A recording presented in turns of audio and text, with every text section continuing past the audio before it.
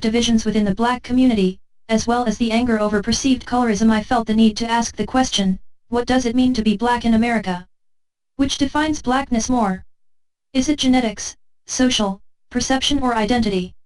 Black identity development is recognized as the construction of one's sense of blackness. This occurs over several stages, most notably illustrated in Dr. William Cross' model of nigrescence, first published in 1971.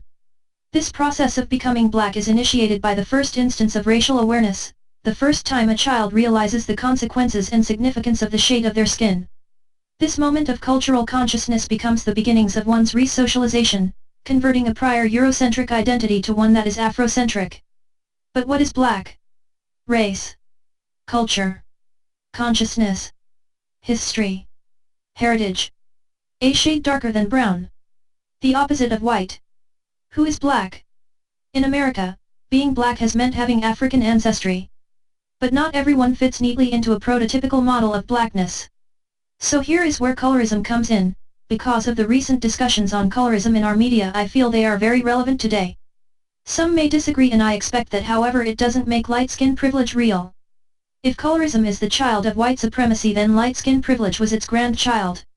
During the antebellum period, colorism was used to divide the house slaves, who were usually the offspring of the slave masters, from the field slaves who were dark-skinned. It was later practiced well into the 20th century by black civic, political and social organizations. If you look at black media, read studies and listen to social dividers like Tommy Sotomayor and Rashida Strober on YouTube, you would still think it alive and well today. But today, most complaints of light-skinned privilege seem to come down to mate selection. So unlike the past, light-skinned privilege means you get to date Lil Wayne. Really, is that what you are fighting for? The idea is that white privilege can be extended to our light-skinned counterparts and that they do not face the same extent of important black issues such as police brutality or less opportunity for professional growth. In reality, light-skinned people face additional prejudices that challenge their authenticity in the black community. The reason almost every other ethnic group in America has been able to pull themselves up and become a part of the American dream in decent numbers, is because they worked together and pooled their resources. So what if some black rapper, actor or stockbroker wants to marry an Alicia Keys clone? We have bigger fish to fry and we're running out of grease.